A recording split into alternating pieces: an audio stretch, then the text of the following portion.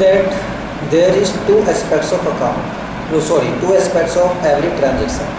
हम जो भी ट्रांजेक्शन बच्चों करते हैं उस हर ट्रांजेक्शन के दो एस्पेक्ट होते हैं, और दो एस्पेक्ट्स मीन्स हम कुछ रिसीव करते हैं और एट द सेम टाइम हम कुछ गिव अप भी करते हैं।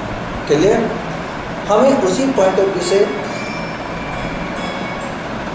हम कुछ गिव अप भी करते हैं और सेम टाइम हमें दोनों एस्पेक्ट्स की रिकॉर्डिंग बुक्स ऑफ अकाउंट्स में करनी होती है, जिसके लिए हम डेबिट और क्रेडिट वर्ड यूज़ करते हैं। मैं आपको जो जर्नल एंट्री सिखा रहा हूँ वो डेबिट क्रेडिट के रूल्स के हिसाब से नहीं सिखा रहा हूँ। रूल्स भी मैं एक्सप्लेन करूँगा आपको, ठीक है, लेकिन मैं आपको जो जर्नल एंट्री सिखा रहा हूँ बेसिकली ट्रांजेक्शन्स के हिसाब से सिखा रहा हूँ कि बिजनेस में जो ट्रांजेक्शन होंगे वो हर बिजनेस में होने वाले ट्रांजेक्शन एक ही नेचर के होते हैं। हम बिजनेस में क्या करते हैं? हम परचेज करेंगे, सामान बेचेंगे, सेल करेंगे, एक्सपेंसेस का पेमेंट करते हैं, इनकम रिसीव करते हैं। हर बिजनेस में यही ट्रांजेक्शन होते हैं, तो हमें इन्हीं ट्रांजेक्शन्स को सीखना है जर्नल एंट्री से कैसे रिकॉर्ड करते हैं। हमारी जो प्रोसेस होती है अकाउंट्स की वो होती है जर्नल एंट्री। सबसे पहले ट्रांजेक्शन्स की जर्नल एंट्री की जाती है। जर्नल एंट्री के बाद लेजर्स प्रिपेयर किए जाते हैं, अकाउंट्स प्रिपेयर किए जाते हैं। इसके बाद एक ट्रायल बैलेंस बनाया जाता है और इसके बाद फाइनली फाइनेंशियल स्टेटमेंट बनाए जाते हैं। फाइनेंशियल स्टेटमेंट में हम प्रॉफिट लॉस अकाउंट बनाते हैं जिससे हमारे बिजनेस का प्रॉफिट लॉस पता चलता है, और बैलेंस शीट बनाते हैं जिससे हमारे बिजनेस की फाइनेंशियल स्ट्रेंथ का पता चलता है कि हमारा बिजनेस फाइनेंशियली कितना वीक है और कितना स्ट्रेंथ, ठीक है, कितना स्ट्रॉन्ग है। ये हमारी फाइनेंशियल पोजीशन को बताता है। तो ये सभी टॉपिक्स बाद में आगे आएंगे, इनको तभी डिस्कस करेंगे। इसको हम बोलते हैं अकाउंटिंग प्रोसेस। क्या बोलते हैं बच्चों? Accounting process. तो हम पढ़ने जा रहे हैं, स्टार्ट करने वाले हैं जर्नल एंट्री का टॉपिक।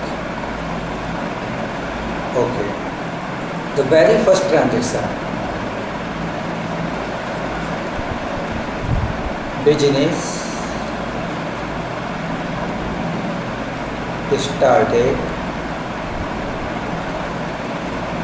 With cash. हमने बिजनेस स्टार्ट करना है बच्चों, हम एक बिजनेस स्टार्ट कर रहे हैं, तो बिजनेस स्टार्ट करने के लिए हमें कुछ पैसे चाहिए। क्लियर? तो सपोज हमने अपने घर से कुछ 1 लाख रुपए लिए और एक छोटा सा बिजनेस स्टार्ट करने का हमने आइडिया बनाया।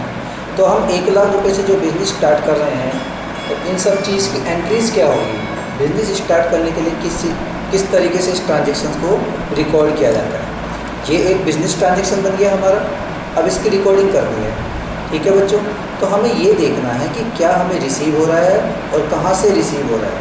क्लियर? तो हमारे पास बिजनेस में क्या हुआ? कैश आया है, तो बिजनेस स्टार्ट करने की एंट्री होती है cash account debit to capital account. Amount 1 lakh 1 lakh. ये जर्नल एंट्री लिखने का तरीका होता है। मैं अभी थोड़ी देर में आपको फॉर्मूला बताता हूँ। समझिए क्या रूल होता है इसका।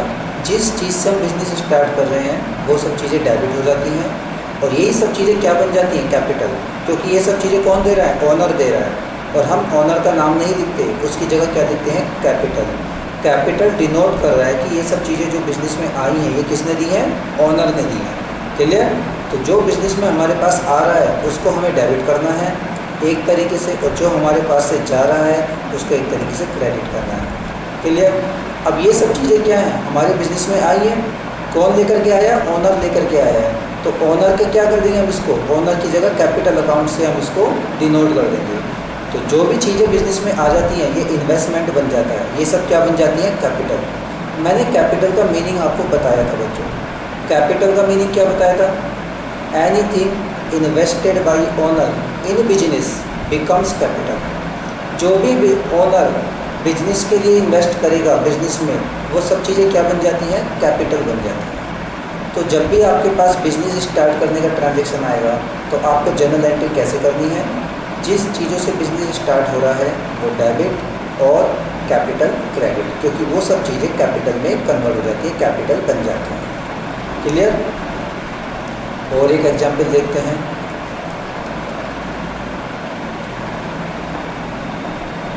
बिजनेस started with cash 10,000,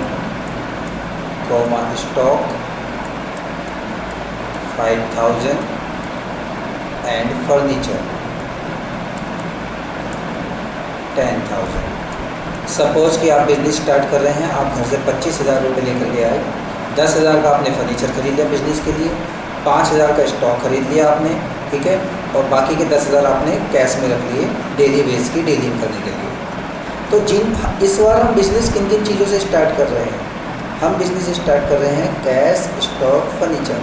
तो मैंने क्या रूल बताया था, एक तरीके से क्या ट्रिक बताई थी बच्चों, कि जिन चीज़ों से बिज़नेस स्टार्ट किया जाता है वो डेबिट, और ये सब चीज़ें क्या बन जाती हैं, कैपिटल।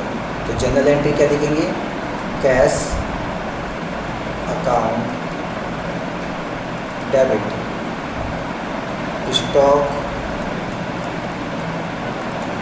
अकाउंट डेबिट, फर्नीचर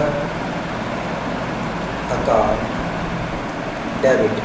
और ये सब क्या बन जाएंगे बच्चों, टू कैपिटल, क्योंकि ये सब किसने दिए हैं, ओनर ने। इन सब की वैल्यू क्या बन गई, कैपिटल बन गई ओनर की, ठीक है। इन सब के आगे वैल्यू लिख दो, कैश की वैल्यू है 10,000, स्टॉक की वैल्यू है 5,000, फर्नीचर की वैल्यू है 10,000, और ये सब टोटल मिला के कितनी कैपिटल हो गई, 25,000। तो हम क्या कहेंगे, हमारी कैपिटल कितनी हो गई बिजनेस में, 25,000। तो बच्चों बताओ, ये ट्रांजैक्शन जनरल एंट्री समझ में आई, किस तरीके से रिकॉर्डिंग हो रही है। एक बार में जैसे एक ही बार में 100% समझ में नहीं आता है, आपको धीरे धीरे समझ में आता जाएगा। अभी 30-40% समझ में आया होगा। जैसे जैसे थोड़ा थोड़ा पढ़ते चलेंगे तो पूरे चैप्टर का जो पूरा जनरल एंट्री का कॉन्सेप्ट है, कुछ दिन में 4-5 दिन के अंदर अंदर आपको 100% समझ में आ जाएगा। फिर आप क्वेश्चन प्रैक्टिस करके उसको और ज़्यादा स्ट्रॉन्ग कर लोगे, ठीक है। ऐसा नहीं होता कि एक ही एंट्री, अभी तो मैंने एक एग्जाम्पल से सिखाया है, अभी तो बहुत तरीके में जनरल एंट्री, डिफरेंट टाइप के ट्रांजेक्शन की जनरल एंट्री सीखनी है। तो बहुत ही सिंपल है, बिजनेस स्टार्ट की एंट्री, जिन चीज़ों से बिजनेस स्टार्ट होता है, all those things become debit and all the value of combined value become capital, capital will be credit. Clear? तो बहुत आसान है। इसके बाद अब देखो जनरल एंट्री का फॉर्मेट, मैंने तो तुम्हें जनरल एंट्री अभी जर्नली लिख के दिखा दी है। एक्चुअल में इसका फॉर्मेट कैसा होता है बच्चों, पहला कॉलम होता है डेट का, ठीक है। इसके बाद आता है पर्टिकुलर, पर्टिकुलर का कॉलम हमें थोड़ा लेंथी बनाना होता है ट्रांजेक्शन लिखने के लिए। एक छोटा सा LF का कॉलम आता है, इसका मीनिंग क्या होता है बाद में पढ़ेंगे, इसमें लिखना कुछ नहीं है, बस बहुत छोटा सा कॉलम बनाना होता है LF। इसके बाद 2 कॉलम होते हैं अमाउंट्स के लिए, एक डेबिट कॉलम जिसमें डेबिट कॉलम की अमाउंट्स, और एक क्रेडिट कॉलम जिसमें क्रेडिट कॉलम की अमाउंट्स। तो ये बच्चों होता है फॉर्मेट हमारे जनरल एंट्री, जर्नल बुक का। ऐसे फॉर्मेट बनाना है हमें, और उसके बाद एक एक करके एंट्रीज लिखनी है। जैसे मान लो मैंने यहाँ पर डेट लिख देंगे, डेट नहीं है तो नंबर 1, 2, 3 लिख देंगे ट्रांजेक्शन्स। मैंने पहली एंट्री क्या की थी बच्चों, कैश अकाउंट डेबिट। ऐसे लिखने का तरीका है, कैपिटल लेटर है फर्स्ट लेटर, 2 को थोड़ा साइड करके लिखते हैं, 2 capital account, clear, capital account. जो डेबिट की अमाउंट है वो डेबिट के सामने, कैश डेबिट के सामने डेबिट में आ जाएगी, और इसकी अमाउंट क्रेडिट वाले अकाउंट के सामने क्रेडिट कॉलम में आ जाएगी, ठीक है। ये होगी जनरल एंट्री। अब हमें इसकी छोटी सी ब्रीफिंग लिखनी होती है, डिस्क्रिप्शन। फ्यूचर में कोई इसको उठा करके देखेगा हमारी बुक्स को और ये एंट्री पढ़ेगा तो वो समझ नहीं पाएगा ये एंट्री क्यों रिकॉर्ड करी है, ट्रांजेक्शन क्या हुआ था। तो हम इसकी छोटी सी समरी लिख देते हैं बच्चों कि ये ट्रांजेक्शन, ये रिकॉर्डिंग हमने जनरल एंट्री पूरा करी है, तो वो ट्रांजेक्शन था बिजनेस स्टार्टेड। छोटा सा शॉर्ट में करके लिख देना, जो ट्रांजेक्शन होता है उसी को थोड़ा शॉर्ट करके लिख दो, बिजनेस स्टार्टेड। तो कोई भी आएगा, कभी कोई ऑफिसर आएगा चेक करेगा तो वो पहले ये पढ़ेगा कि बिजनेस स्टार्टेड का ट्रांजेक्शन था और उसकी एंट्री कैश टू कैपिटल थी, ठीक है। इसको बोलते हैं नैरेशन। अब दूसरी एंट्री लिखने के लिए मुझे यहाँ पर एक लाइन खींचनी पड़ेगी, बहुत बार बच्चे क्या करते हैं, पूरा लाइन खींच देते हैं यहाँ से यहाँ तक, वो गलत है। ठीक है, वो बच्चे क्या करते हैं, इस तरीके से लाइन खींच लेते हैं कंप्लीट। ठीक है बच्चों, ये गलत है। हमें बस क्या करना है, हमें बस इतने पोर्शन में लाइन खींचनी होती है। ठीक,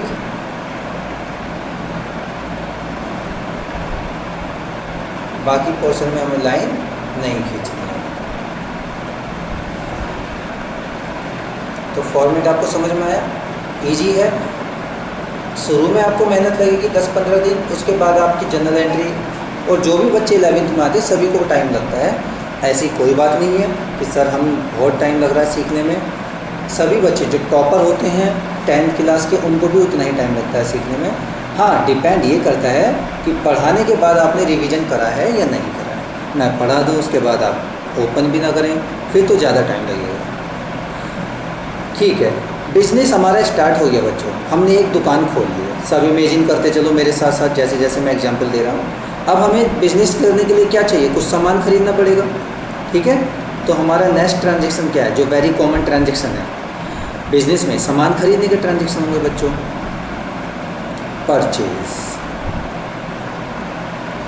परचेज ऑफ गुड्स,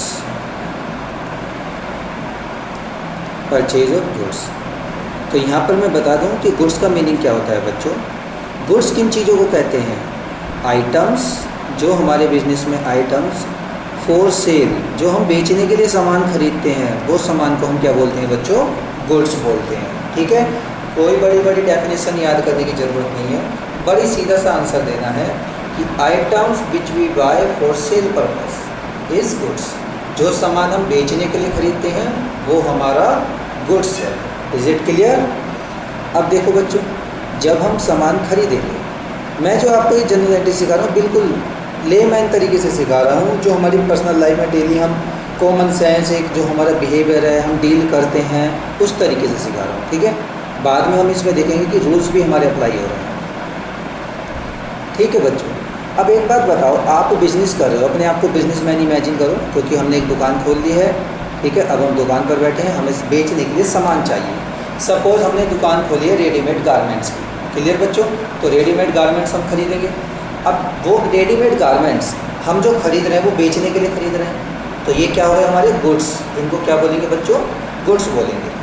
ठीक है, तो क्या क्या हो सकता है, हम या तो बच्चों उधार खरीदेंगे, सॉरी फॉर कैश खरीदेंगे, नगद।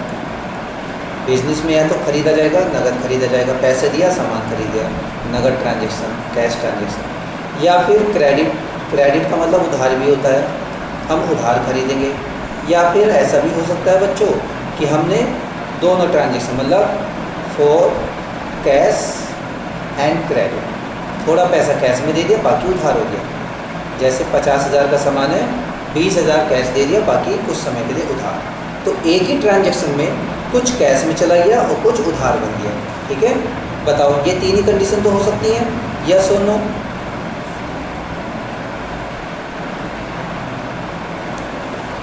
भाई आप तीन कंडीशन, या तो आप नगद खरीद लो, या आप उधार खरीद लो, या थोड़ा कैश दे, थोड़ा नगद और बाकी थोड़ा उधार खरीद लो। तो इसमें एंट्री कर सकते हैं बच्चों, तो बहुत ही आसान है। ध्यान रखना, परचेज अकाउंट डेबिट होगा। परचेज क्या कर रहे हैं हम, डेबिट होगा, purchase account debit, purchase account debit. यहाँ पर भी परचेज अकाउंट डेबिट ही होगा, क्योंकि हमारा एक्सपेंस हो रहा है, एक तरीके से खर्चा हो रहा है, परचेज अकाउंट डेबिट। और यहाँ पर भी परचेज अकाउंट डेबिट। मतलब जब भी आप गुड्स खरीदोगे, परचेज अकाउंट तक डेबिट होना तय है। परचेज अकाउंट तो डेबिट होगा ही होगा जब भी आप गुड्स खरीदोगे बच्चों, चाहे कैश खरीदो, चाहे क्रेडिट खरीदो, चाहे थोड़ा कैश और थोड़ा क्रेडिट खरीदो। ठीक है, लेकिन क्रेडिट क्या होगा, अगर हमने कैश में खरीदा है बच्चों, तो हमारे पास से क्या जा रहा है, जल्दी बताओ, हमारे पास से क्या जा रहा है, हमारे पास से पैसे जा रहे हैं, कैश मनी जा रहा है। तो जो बिजनेस से बाहर जा रहा है उसको क्रेडिट करो टू कैश अकाउंट। और यहाँ पर हमारे पास से क्या जा रहा है, अब बच्चे कंफ्यूज हो जाते हैं कि सर हमारे पास से तो कुछ भी नहीं जा रहा, हमने सामान खरीद लिया है। लेकिन बच्चों कहीं ना कहीं हमारे पास से एक प्रॉमिस क्रिएट हो गया है। जब भी हम उधार सामान खरीदते हैं तो इनडायरेक्टली एक प्रॉमिस क्रिएट हो जाता है। हमने एक प्रॉमिस दिया है किसी पर्सन को कि हम तुम्हें फ्यूचर में पेमेंट करेंगे। क्लियर? ये प्रॉमिस ऑटोमेटिकली क्रिएट हो जाएगा जब भी हम उधार सामान खरीदेंगे। बताओ, तो हमने क्या दिया? प्रॉमिस दिया। और अगर ऐसे नहीं सोचना तो और भी सिंपल तरीके से, जिससे सामान उधार खरीदा है उस पर्सन का नाम तो हमें लिखना पड़ेगा अपनी बुक्स में, क्योंकि फ्यूचर में उसको पेमेंट करना है। ठीक है, तो उसको बोलते हैं क्रेडिटर्स। मैंने बताओ कहाँ समझाया था ये क्रेडिटर वर्ड किस कॉन्सेप्ट में आया था? जब मैंने क्लास ली थी तब क्रेडिटर वर्ड किस कॉन्सेप्ट में आया, यूज़ किया था मैंने? कौन बच्चा? वेरी गुड, लायबिलिटी एक्सप्लेनेशन के टाइम पर। जब मैं आपको लायबिलिटीज़ की एक्सप्लेनेशन बता रहा था तो उसमें मैंने पहला पॉइंट ये बताया था कि कुछ ट्रांजेक्शन ऐसे होते हैं जिससे लायबिलिटी बढ़ जाती है हमारे ऊपर। उधार खरीदना उसमें एक है, और इसको क्या बोलते हैं? क्रेडिटर। तो बच्चों, क्रेडिटर्स कौन पर्सन होते हैं? मैं तुमसे जैसे पूछूंगा बायवा में, मान लो कि हु आर द क्रेडिटर्स, तो आप क्या जवाब दोगे? आप बड़ा आसान जवाब दोगे, creditors are those person from whom we purchase on credit. जिनसे हमने उधार खरीदा है वो क्रेडिटर है, हमारे लायबिलिटी है, फ्यूचर में उनको पेमेंट करना है। क्लियर? तो देखो बच्चों, यहाँ पे हमारे पास से कैश गया, यहाँ पे हमारे पास से एक तरीके से लायबिलिटी आ गई, क्रेडिटर्स बढ़ गए, या हमने एक प्रॉमिस दे दिया। किसी भी एंगल से हम इस बात को समझ सकते हैं। और अगर मान लो कैश और क्रेडिट दोनों हैं, हमने जो सामान खरीदा थोड़ा पेमेंट कर दिया, बाकी उधार, तो ये दोनों मिक्स हो जाएंगे यहाँ पर आके। टू कैश, जितना हमारे पास से कैश गया वो कैश आ जाएगा, और जितना हमारे पास से उधार गया उसके लिए क्रेडिटर आ जाएगा। ठीक है बच्चों? और अगर डिस्काउंट इन्वॉल्व है, फिलहाल डिस्काउंट अगर आ जाए बाई चांस, क्योंकि डिस्काउंट भी चलती है बिजनेस में, तो वो डिस्काउंट का रूल ये होता है बच्चों, डिस्काउंट और कैश ये दोनों भाई भाई हैं, ये एक साथ चलेंगे। ठीक है, अगर डिस्काउंट होगा तो वो डिस्काउंट भी कैश के हिसाब से, कैश क्रेडिट है तो डिस्काउंट भी क्रेडिट। ठीक है, उधार वाले में डिस्काउंट नहीं आएगा, ये बात ध्यान रखना। जिसमें कैश है वहीं पर डिस्काउंट आ सकता है, तो डिस्काउंट, क्योंकि इसमें कैश है और कैश क्रेडिट हो रहा है तो डिस्काउंट भी क्रेडिट। तो पहले तो ये बताओ कि कॉन्सेप्ट समझ में आया, जो मैंने स्टोरी एग्जाम्पल की तरह समझाया कॉन्सेप्ट। मैंने डेबिट क्रेडिट के रूल्स नहीं बताए, एक एग्जाम्पल, जर्नल एग्जाम्पल देके समझाया। Clear? Girls from genesis school, clear हुआ? एक एग्जाम्पल बहुत आसान है। हमने क्या किया है, अगर हम सामान खरीदेंगे बच्चों तो परचेज अकाउंट तो डेबिट हो नहीं होना है, क्रेडिट क्या हो जाएगा? Cash account. अगर कैश में खरीदा है, उधार खरीदा है तो क्रेडिटर आ जाएगा। क्रेडिटर का नाम दिया है महेश से वो सामान खरीदा तो महेश आ जाएगा, तो नाम नहीं बताया तो क्रेडिटर आ जाएगा। और अगर दोनों पोर्शन है कैश और क्रेडिटर तो दोनों आ जाएंगे। क्लियर? अब इस कॉन्सेप्ट हम करेंगे कुछ एग्जाम्पल। अच्छा, मेन बात ये कॉन्सेप्ट में मेन बात ये है बच्चों, आइडेंटिफाई करना। क्या आइडेंटिफाई करना? कि कैश ट्रांजैक्शन कौन सा है, क्रेडिट ट्रांजैक्शन कौन सा है। इसकी पहचान कैसे पड़ेगी कैश ट्रांजैक्शन और क्रेडिट की? तो जिसमें फॉर कैश लिखा होता है वो कैश ट्रांजैक्शन होता है, जिसमें ऑन क्रेडिट लिखा होता है वो क्रेडिट ट्रांजैक्शन होता है। क्लियर? अभी मैं देखो आपको कुछ 4-5 एग्जाम्पल देता हूँ इसके, और आप आसानी से समझ जाओगे।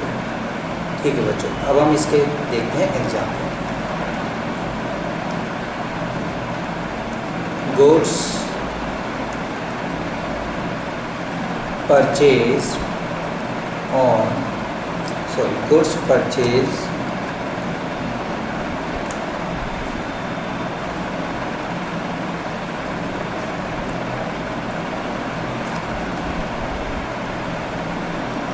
Goods purchase for cash ₹10,000। Second example है गुड्स परचेज, अच्छा ये भी मैंने आता है, गुड्स परचेज फॉर ₹10,000। ठीक। थर्ड एग्जाम्पल है goods purchase on credit ₹5,000। Next example है गुड्स, ट्रांजेक्शन एक ही है, बस अलग अलग तरीके से लिख रहा हूँ मैं, क्या, ताकि तुम्हारा कन्फ्यूजन दूर हो जाए। Goods purchase from Ram ₹6,000, goods purchase from Ram ₹7,000 for cash।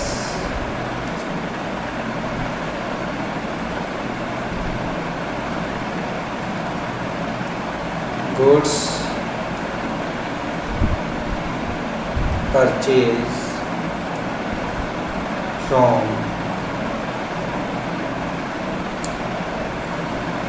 goods purchase, नाम चेंज कर देता हूँ sir, from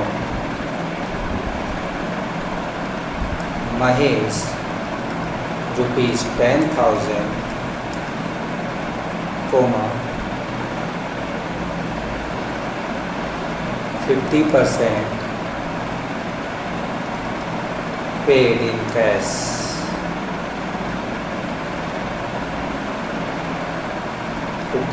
paid in cash। और कोई ट्रांजेक्शन, चलो एक को लिख देता हूँ, goods purchase from Lalit ₹8,000 on credit. तो बच्चों इतने सारे मैं ट्रांजेक्शन गुड्स परचेज के लिखे हैं एग्जाम में। सबसे पहले मैं आपको ये आइडेंटिफाई करना सिखा दूं कि कैश ट्रांजेक्शन क्या होता है और क्रेडिट उधार ट्रांजेक्शन क्या होता है। देखो, जिसमें 4 कैश लिखा हुआ मिल जाएगा, जिस ट्रांजेक्शन में अगर 4 कैश लिखा हुआ मिल गया बच्चों, तो समझ जाना कि वो नगद ट्रांजेक्शन है, पैसे गए हैं जेब से, ठीक है, पैसे दे के खरीदा है। दूसरी बात, जिसमें ऑन क्रेडिट लिखा हुआ मिल जाए तो समझ जाना उधार है। ये तो सिंपल हो गए। अब जैसे इस वाले ट्रांजेक्शन को देखो, इसमें लिखा है फ्रॉम राम, राम से सामान खरीदा और आगे कुछ भी नहीं लिखा, ऑन क्रेडिट या फॉर कैश कुछ भी नहीं लिखा। तो अगर नाम आ गया किसी पर्सन का तो बच्चों ये क्या बन जाएगा, उधार ट्रांजेक्शन, क्योंकि नाम तभी आता है ट्रांजेक्शन में एक तरीके से जर्नली जब वो उधार का ट्रांजेक्शन है, ठीक है। तो अगर यहाँ पे देखो फॉर कैश लिखा होता तो कैश की वैल्यू हो जाती है एकदम। भाई नाम तो हर इंसान का कुछ ना कुछ होता ही है जिससे सामान खरीदते हैं, लेकिन नाम हमारे लिए कब इम्पोर्टेंट बनता है, जब ट्रांजेक्शन उधार का हो। समझ गए? तो यानी कि ये ट्रांजेक्शन क्या हो गया, उधार ट्रांजेक्शन। अब इस वाले को समझो, इसमें क्या है बच्चों, फ्रॉम राम। तो बताओ ये वाला ट्रांजेक्शन क्या उधार होगा, लेकिन यहाँ पर फॉर कैश भी लिखा हुआ है, तो बच्चे कंफ्यूज हो जाएंगे कि सर इसको उधार समझे या कैश वाला ट्रांजेक्शन समझे। तो बच्चों फॉर कैश अगर आ गया है तो हम इसको कैश वाला ट्रांजेक्शन समझेंगे, उधार वाला नहीं समझेंगे। बात समझ गए? क्योंकि जिस इंसान से सामान खरीदा है उसका कुछ ना कुछ नाम तो होगा ही। मेन बात क्या है, अगर क्वेश्चन फॉर कैश बोल देगा तो कैश, फॉर कैश नहीं बोलेगा नाम है तो उधार। अब जैसे ये वाला है, महेश से सामान खरीदा 10,000 का, 50% कितना हुआ 5,000, हमने कैश में दे दिया तो बचा हुआ 5,000 उधार हो गया। ये तो कॉमन सेंस की बात है। अब देखो इसको ललित से सामान खरीदा है, किसी पर्सन का नाम आ गया और आगे क्या लिखा, ऑन क्रेडिट। तो हमें 2 बार कंफर्मेशन मिल गई इस बात की कि ये ट्रांजेक्शन उधार वाला ट्रांजेक्शन है, ऑन क्रेडिट भी आ गया और नाम भी आ गया। Clear?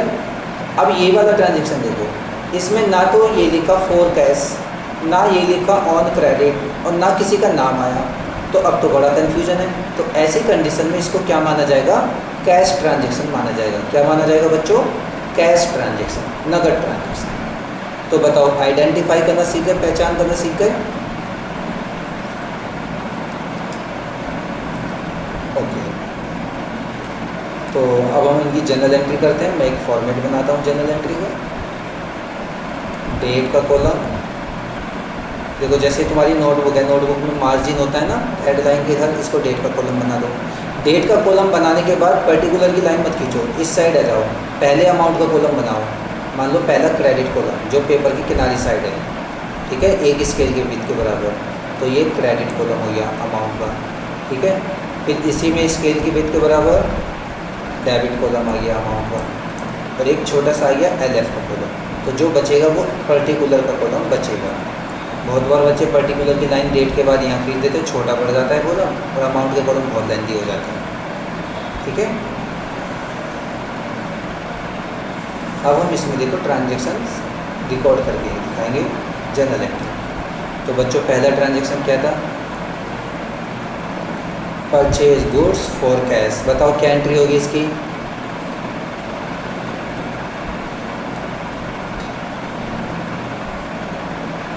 Purchase account debit to cash account credit. अगर जर्नल एंट्री हमें बोल के बतानी है तो कैसे बोलते हैं, purchase account debit to cash account, बस कैश अकाउंट क्रेडिट, ये नहीं बोला। ठीक है, टू से पता चल गया है कि क्रेडिट में गया अकाउंट। तो बच्चों एंट्री कैसे लिखेंगे इसकी एंट्री हो जाएगी first transaction purchase account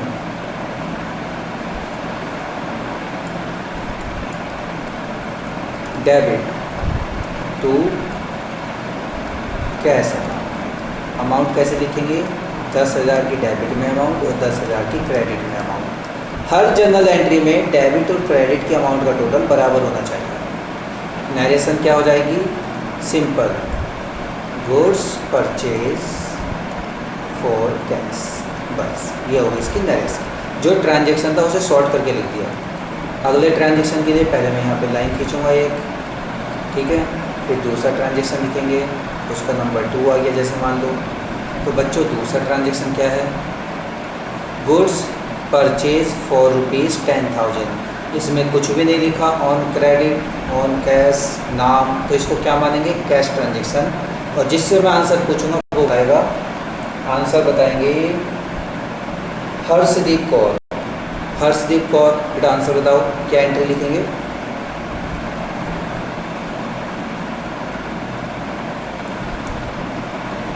Harshdeep Kaur. बेटा गलत ही बताओ लेकिन बताना है, चुप नहीं रहना है। क्लास में है या नहीं है,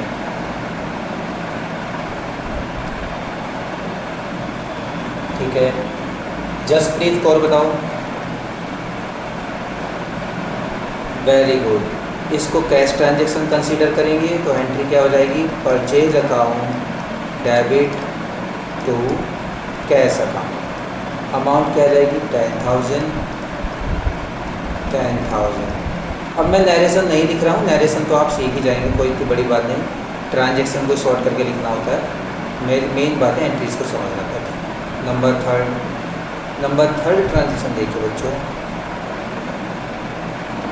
पर गुड्स परचेज फ्रॉम राम ₹6,000। 6,000 का सामान राम से खरीदा। ट्रांजेक्शन पढ़ के उसको ट्रांसलेट करो अपनी लैंग्वेज में, जो लैंग्वेज आपको आती है। हिंदी आती है, पंजाबी आती है, संस्कृत आती है, उर्दू आती है, जैसे मर्जी, चाइनीज आती है, स्पेनिश आती है, ठीक है, क्योंकि हम अपनी ही लैंग्वेज में समझ सकते हैं चीज़ों को। एक बार जब हम कॉन्सेप्ट को समझ जाएंगे अपनी लैंग्वेज में, मदर टंग में, तो फिर हम उसका आउटपुट किसी भी अच्छी लैंग्वेज में दे सकते हैं जो हमें आती है, ठीक। तो गुड्स परचेज फ्रॉम राम, हमने राम से सामान खरीदा 6,000 का। ये उधार ट्रांजेक्शन है, जल्दबाजी बिल्कुल नहीं करनी है सीखते समय, ठीक है। चाहे कितना ही सिंपल चीज़ें हो, जल्दबाजी बिल्कुल नहीं करनी है। तो बताओ बच्चों जनरल एंट्री क्या होगी, Amandeep Kaur, very good. Purchase account debit to, लेकिन बच्चों क्रेडिटर का कोई नाम बताया है, हाँ, उस क्रेडिटर का नाम रखा था उसके घर वालों ने मिस्टर राम, तो हम क्या नाम लिखेंगे, राम। अगर नाम नहीं पता होता तो हम लिख देते क्रेडिटर टू राम। बात समझ गए बच्चों, वैल्यू कितनी थी, 6,000।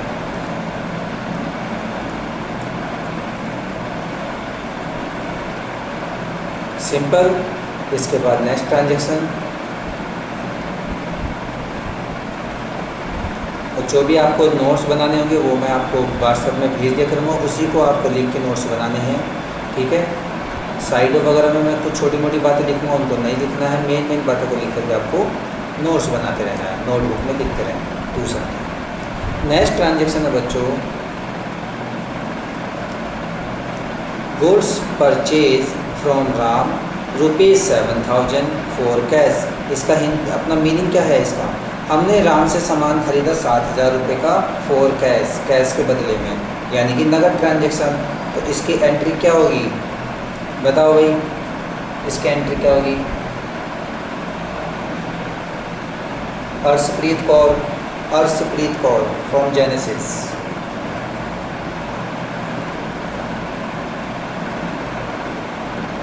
Harshpreet Kaur from Genesis. This is the transaction. Goods purchased from Ram 7,000 for cash. Arshpreet, बेटा अगर बच्चा क्लास में ना हो, मैं नाम बोल रहा हूँ तो बाकी बच्चे बता देना कि ये क्लास में है या नहीं, जो जानते हो, ठीक है।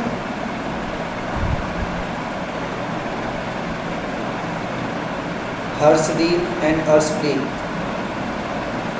ये तो प्रेजेंट थे क्लास में। जसप्रीत बेटा ये हैं क्लास में या नहीं है? बोल नहीं रहे हैं, शर्म आ रही है मेरे ख्याल से। बेटा शर्माना नहीं है, सीखना है, ठीक है। जसप्रीत तुम बताओ। Goods purchase from Ram ₹7,000 for cash. Very good. Purchase account debit to cash account. अच्छा ये बताओ यहाँ पे राम क्यों नहीं आया? परचेज टू राम क्यों नहीं लिखा हमने? Very good. ये नगद ट्रांजैक्शन है। Purchase account debit to cash account 7,000। ठीक है बच्चों। ट्रांजैक्शन नंबर 5,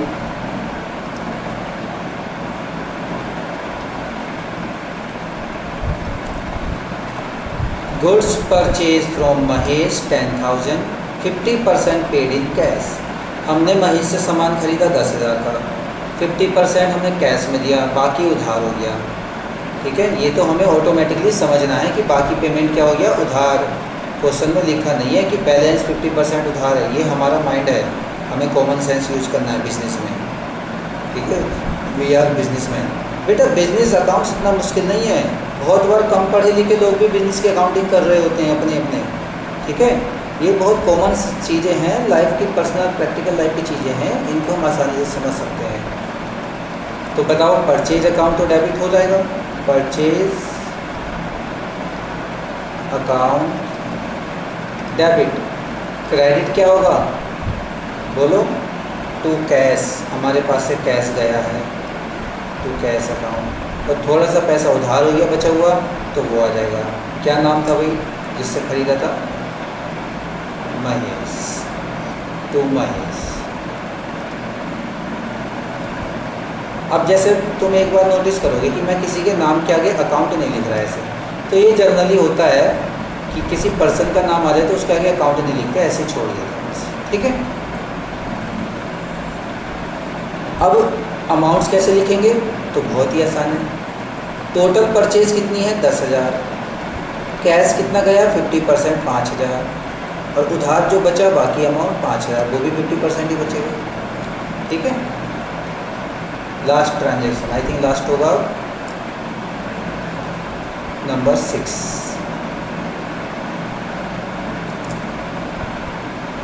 हाँ, goods purchase from Lalit ₹8,000 on credit. Lalit से सामान खरीदा उधार, ऑन क्रेडिट। नाम भी बताया किससे खरीदा? ललित से। ठीक है, 8,000 का। एंट्री क्या होगी? गुरसिमर बताएगा। जनरल एंट्री क्या होगी? ये ट्रांजेक्शन है, last transaction. Goods purchase from Lalit ₹8,000 on credit. Very good. Purchase account debit to Lalita. अब क्वेश्चन में परचेज का ट्रांजेक्शन होगा तो आपकी गलतियां नहीं होगी। ठीक है, आप सही एंट्री करोगे। ललित कैपिटल होगा ये एल। ठीक है, अमाउंट कितना था? 8,000। तो बच्चों बताओ, ये आपको समझ में आया और जब हमारा क्वेश्चन कंप्लीट हो जाए तो हमें क्या करना होता है, दोनों कॉलम का टोटल करना होता है और ये टोटल बराबर आना चाहिए। बराबर तो आएगा ही जब हम हर एंट्री में बराबर बराबर अमाउंट लेके चलने थे। तो टोटल करें 10,000, 10, 20, 6, 26,000, 7, 26 और 7 कितना हो गया बच्चों, 26 प्लस 7, 31 और फिर 10, 41 और फिर 8, 49,000 ये और 49,000 ही इधर। ठीक है,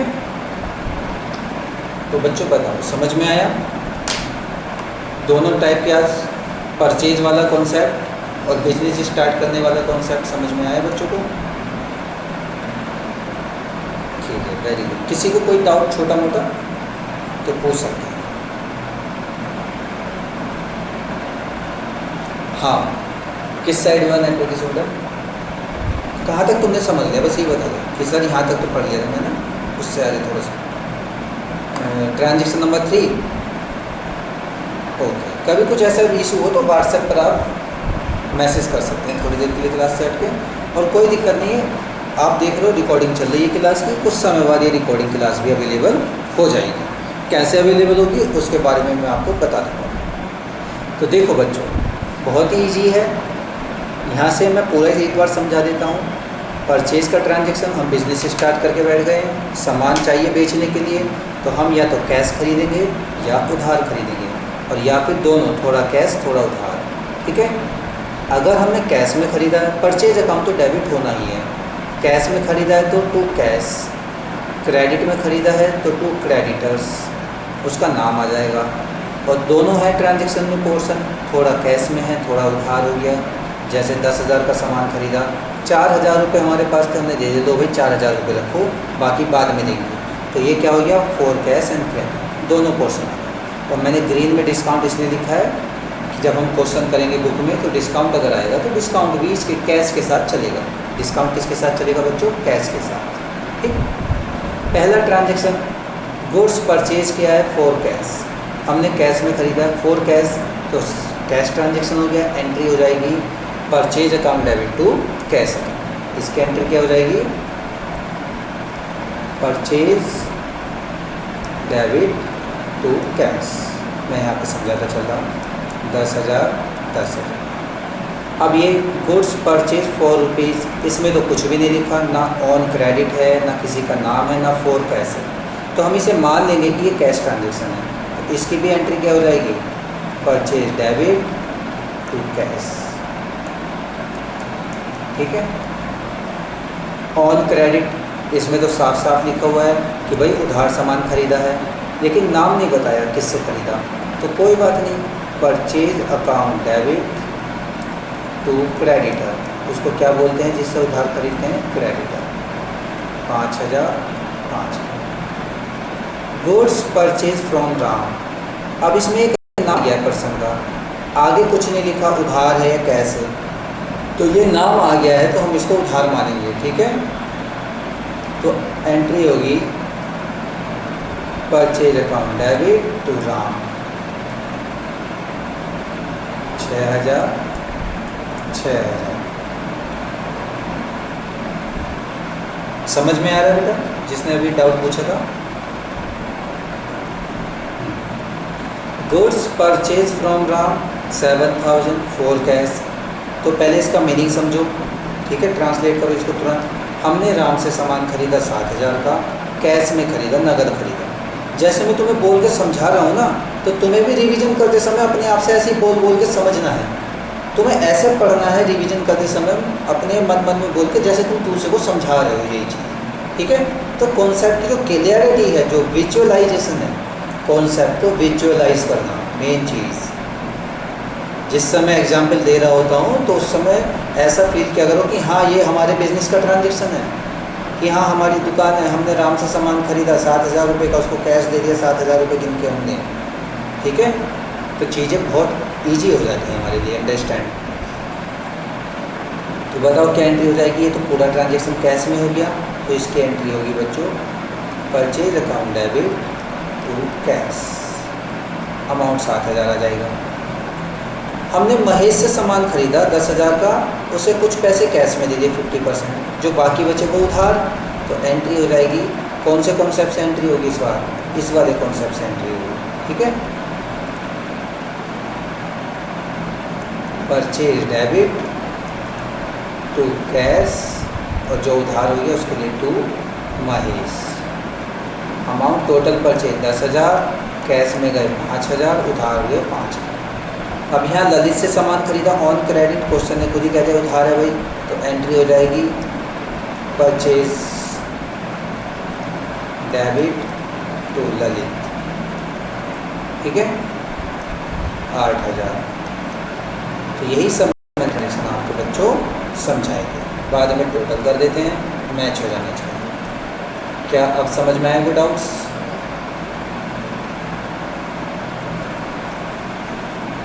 बताओ, सब बच्चों को डाउट्स क्लियर हो गए भाई?